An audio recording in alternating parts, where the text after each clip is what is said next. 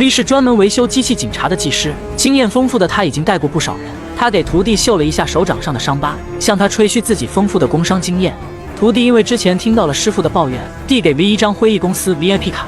他已经去玩过好几次了，他建议 V 也去试试，绝对爽翻天。辉翼公司是专门售卖超梦体验的娱乐会所，超梦是夜之城最新的娱乐项目，可以让人在梦中体验各种人生。工作间隙 V 被老板叫去谈话，原来是让他做背景身份调查。因为他是夜之城出来的底层人士 ，V 感觉很不爽，想和老板叫板，老板也没惯着他，让 V 要么老老实实的填表，要么滚蛋。要养家糊口的 V 不能像年轻人一样整顿职场，只能忍气吞声，低头乖乖签字。回到家的 V 看到辛苦工作一天的妻子已经在床上睡着了，心情郁闷的他终于明白张雨绮和张嘉倪这样的大美女为啥会离婚的原因了，于是出门去找些乐子。夜晚的夜之城热闹非凡，大街上都是各种各样的男人、女人、变性人、双性人一体人。这时，一个长了3个小可爱的小姐拦住了 V。只长了2只手的 V 对3房小姐不感兴趣，他直接来到了辉翼公司。穿得像洗浴小姐一样的前台妹子一眼就看出来 V 是第一次来玩，他让 V 放心，这里很安全，警察不会来扫场子。V 拿出了自己的 VIP 卡，前台小姐心领神会，带他进入了 VIP 包房。一个长得像周杰伦的男子接待了 V。男子向 V 推荐了好几种超梦体验，比如说富商运动员或者双面间谍。听到双面间谍的 V 眼睛亮了，生活如一潭死水的他就想来点刺激的，他就想试试像007或者碟中谍那样当间谍玩玩。V 坐上了超梦装置，在启动装置之前，男子还是提醒了一下 V， 这种体验如果和现实生活中已有的体验发生了重叠，可能会让大脑坏死。一个妹子在 V 的手臂上纹下专属标记，然后插入输液的针头。就当液体缓缓流进 V 的身体时，男子突然惊慌失措，赶紧叫停，说 V 骗了他们，因为他的记忆中有部分隐瞒没有告知。这时突然大批警察闯了进来，打死了男子和女招待，而这些警察是奔着 V 来的，他们持枪把 V 团团围住。V 吓得赶紧双手抱头，可等警察靠近时，他突然向杰森·伯恩附体。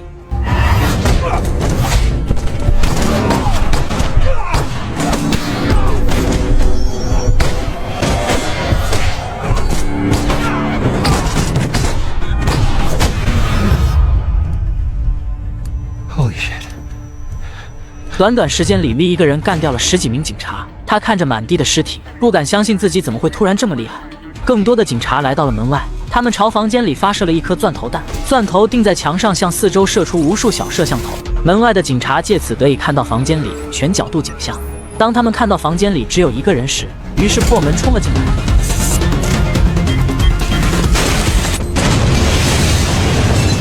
V 赶紧从房子的底层铁网跳到旁边的民居，躲过了一劫。V 跑回自己家里，告诉妻子自己去了辉翼公司杀了10几个警察。妻子安慰他可能是超梦影响了他的大脑，让他产生了幻觉，然后拥抱 V 让他冷静下来。但是下一秒妻子的眼神就变了，她越抱越紧，让 V 快喘不过气来。V 用力挣脱开妻子，大声质问他在干嘛，但是妻子就是不停地攻击他。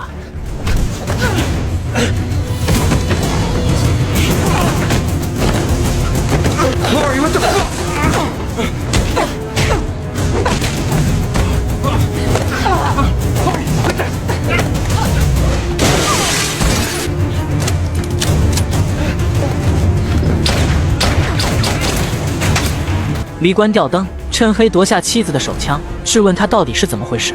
原来这个妻子是假的，她实际上是联邦的秘密警察，名叫洛丽，6周之前才来到 V 的身边扮演他的妻子。而 V 原来的记忆也被清除了，被植入新的普通人的记忆。但是 V 不相信，结果假妻子接下来说的话是又真相又伤人。What can I say? A give good wife. Come on. Deep down, did you really believe someone like me would marry someone like you? Live in this shithole.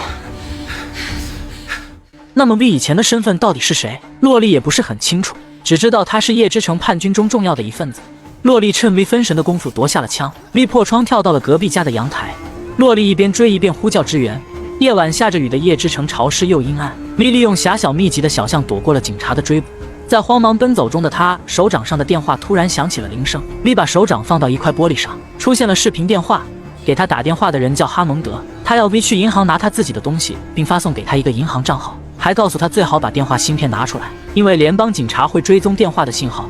V 用玻璃碎片割破自己的手掌，抽出了电话芯片。等洛丽赶到时 ，V 已经丢掉芯片跑得无影无踪。洛丽接到上司的电话，是联邦市长老白，他就是隐藏在后面的大 boss。他告诉洛丽必须要活捉 V， 因为这个人还有很大的用处。V 来到银行，向工作人员出示了账号并验证了身份。银行工作人员带他来到保险库 ，V 找到账号对应的保险箱。他进到一个密室里，打开保险箱，发现箱子有很多钱、各种护照、一个易容项圈和一个钢琴键。这些东西完完全全就是一个逃命特工的必备制品。他打开了箱子上的视频，竟然是 V 被政府更换记忆之前留给自己的视频。视频里的 V 告诉他，现在所看到的一切都不是真的，不能相信，并指示他去联邦区的一个公寓找隐藏的信息。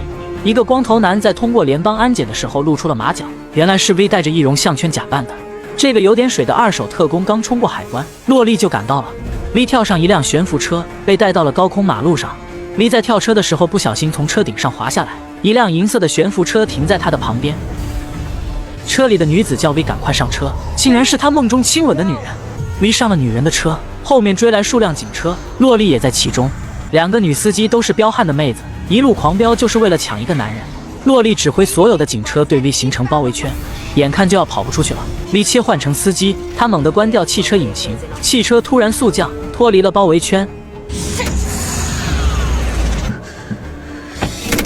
Welcome.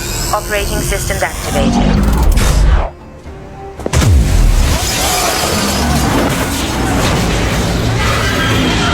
汽车有惊无险的降落 ，V 没有受伤，但是刚见面的妹子却被砸晕过去。V 本来想一走了之，但是回头看了看昏迷的妹子，虽然不知道叫什么，但毕竟是在梦里亲过嘴的 ，V 不忍心抛下不管，于是他抱着妹子来到了指定的公寓。这房子一看就是一座豪宅，和他之前住的小破屋是天壤之别，简直就是 V 的梦中情屋。V 在房子里一番搜寻，但是并没有找到自己任何有用的东西。找累的 V 坐在钢琴前，随意的弹了几个键，惊奇的发现自己竟然会弹钢琴，他忍不住捂着嘴巴笑了起来。看来他被换记忆之前可能是高富帅，和他现在这个穷屌丝完全不在一个档次。V 弹着弹着发现有一个黑色的琴键声音是哑的，他尝试摸了几下，竟然可以抠下来。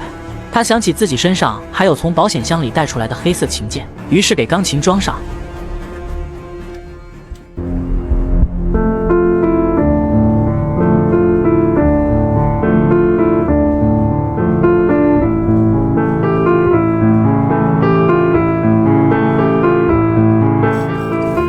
琴声立马变得正常悠扬起来，钢琴启动了机关，一个人的全息头像出现在钢琴上，竟然是电视里看到过的已经失踪的叛军间谍豪瑟。原来 V 就是豪瑟，他是联邦的特工，被市长老白安排渗透进入夜之城的叛军组织，暗杀首领马提亚斯。可时间长了，豪瑟被叛军组织策反了，还爱上首领的女儿梅琳娜。豪瑟知道联邦市长真正的目的是假借打击叛军之名，侵占夜之城的土地。市长为了这个目的生产了一大批机器警察，而有一条全灭指令，可以让所有机器警察全部自动销毁。于是豪瑟又返回了联邦，找到了这条指令，但不幸被市长发现并捉了起来，还清洗了记忆。但是聪明的豪瑟在被抓之前，给自己脑中的指令加了一道锁，洗脑是洗不掉。所以现在 V 的任务就是要回到叛军组织，帮助首领马提亚斯一起推翻联邦的阴谋。V 听完之后头都大了，不敢相信这是真的。这个时候女人也醒了过来，她就是豪瑟所说的首领的女儿梅琳娜。她告诉 V 这一切都是真的。为了证明，梅琳娜还给 V 看了她手掌上的枪眼，和 V 手掌上的枪眼是一模一样的。这是两人在躲避追捕的时候手牵手中弹造成的。就在这时，楼房外声音嘈杂，原来警察已经包围了整栋楼。V 和梅琳娜跑到了1楼的大厅， V 惊奇地发现好朋友小黑竟然在1楼等着他。小黑告诉 V， 其实 V 的在进行超梦的时候脑袋受损了，一直处于昏迷状态，现在所有的一切其实都是假的，他所看到的都是他的梦境。会议公司的人把小黑和他的妻子都叫了过去，他们把小黑的形象输入到 V 的梦境里，想让小黑把 V 唤醒。小黑告诉 V， 梅琳娜其实就是他的心魔，一直在阻止他返回现实，只要杀了他， V 就能睁开眼回到现实的生活，和他美丽的妻子在一起。为了让 V 相信自己，小黑甚至把枪给了梅琳娜来证明自己是好人，而旁边的梅琳娜让 V 不要相信他的话。梅琳娜怕 V 相信小黑，举枪想打死 V， 但还是舍不得杀死心爱的男人，又放下了手枪。此时的 V CPU 都快烧干了，三个人就像在玩狼人杀， V 不知道该相信谁，但看到美丽的梅琳娜流下了眼泪，重色轻友的 V 下定了决心，选择相信她。V 一枪打死了小黑。机器警察冲进大厅， V 赶紧拉着梅琳娜逃离大厅，而这时洛丽带着一队机器警察也追了上来。洛丽在机器警察的掩护下向 V 这边逼近， V 强行打开电梯门，拉着梅琳娜进入了电梯管道系统中。眼看洛丽追了上来，这对亡命小情侣跳进一座电梯里，洛丽也追了进来，三人在狭小的电梯间展开了近距离搏斗，两个女人打得你死我活。洛丽最后在电梯里装上一颗定时炸弹，然后跳出电梯间，眼看就要爆炸了。丽带着梅琳娜在爆炸的前一秒跳进了管道中。丽和洛丽这一对假夫妻隔空相望，醋意恨意，各种说不清道不明的意味在两个人眼神对视中滋滋作响。丽和梅琳娜跑到广场上，广场上的大屏幕新闻正在说联邦政府准备大举进攻夜之城叛军。梅琳娜觉得事态紧急，决定带 V 去见她的父亲。梅琳娜带着 V 来到一个废弃的地下铁站点，这里是叛军的交通枢纽。他们乘坐地铁开向了核辐射严重的无人区。在漫长的途中， V 和梅琳娜谈情说爱。V 觉得自己的选择没有错，梅琳娜比之前的妻子好多了，温柔且善解人意。虽然颜值上差了一点，但不会让自己觉得高攀不上。地铁到站了，众人戴着防毒面具穿行在无人区里。进入一栋大楼后， V 见到了自己的新老丈人，叛军首领马提亚斯。马提亚斯不光是个将领，还是个哲学家。他和 V 来了一场心灵深处的对话。他告诉 V 不要在意过去是谁，更重要的是活在当下。V 坐在仪器上准备解锁自己头脑中的指令，提供给叛军组织。可没想到指令早已被大 boss 联邦市长加了跟踪代码，所有人都上了市长的当。大量的警察闯入了房子里，所有的叛军都被消灭干净。洛丽和市长老白也来了，市长老白一枪打死了老对手马提亚斯。市长还杀人诛心，当着梅琳娜的面说，其实所有的功劳都是 V 的，因为这个主意是 V 想出来的。原来豪瑟和市长是一对关系颇深的战友，是豪瑟主动提出更换记忆变成 V 后，叛逃进叛军基地，博得众人的信任。一旦见到首领后，解锁指令就会确定位置。市长还要把 V 的记忆恢复成豪瑟的。此时的 V 不愿意变回豪瑟，他已经爱上了梅琳娜，也不愿意和市长这种小人为伍。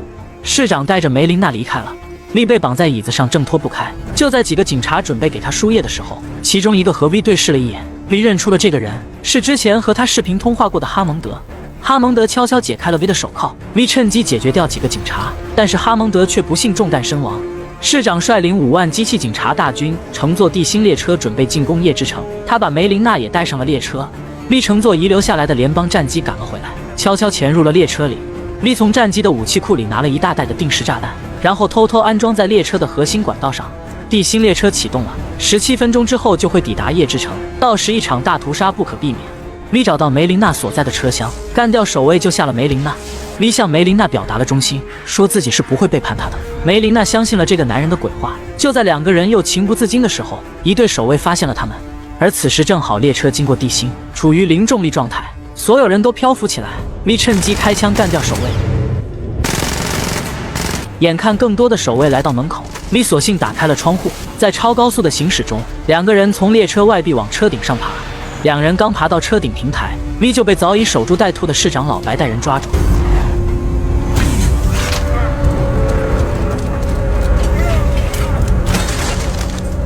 而梅琳娜则逃到了平台下面的停机坪。 这时，列车已经到达了夜之城，所有的机器警察准备启动出舱。市长老白对 V 失望透顶，决定不再念旧情，干掉这个已经毫无用处的人。而这时，平台顶盖突然打开，一架战机升了上来，是梅琳娜驾驶着战机，她开启机枪对平台上的敌人一阵扫射。市长身边的守卫全被梅琳娜打死。市长老白抽出匕首和 V 进行1对1单挑，两个人大战了300回合。V 最后靠身强力壮干掉了这个阴谋家，但自己身上也被砍中数刀。 而 V 之前安装的定时炸弹此刻也爆炸了，摧毁了列车里所有的机器警察。眼看整个列车就要崩塌 ，V 和梅琳娜眼疾手快跳上了旁边的高架。地心列车炸毁在一片火海里，夜之城的百姓得救了。而受伤过重的 V 则昏死了过去。等他醒来时，看见梅琳娜就守在他身旁。V 突然发现他的手上没有枪眼，有些疯狂地质问他是谁。原来是侥幸逃脱的洛丽戴上易容项圈假扮的。洛丽真是一个阴魂不散、步步紧逼的女人。V 夺过他的手枪，一枪打死了这个假妻子。真正的梅琳娜跑了过来，抱住 V， 一切都结束了。V 突然想起什么。 他揭开自己手臂上的纱布，发现并没有辉毅公司的纹身。看着远处辉毅公司的广告牌，再看看眼前的梅琳娜，他释然地笑了。也许他还在梦里，而且会一直待在梦里。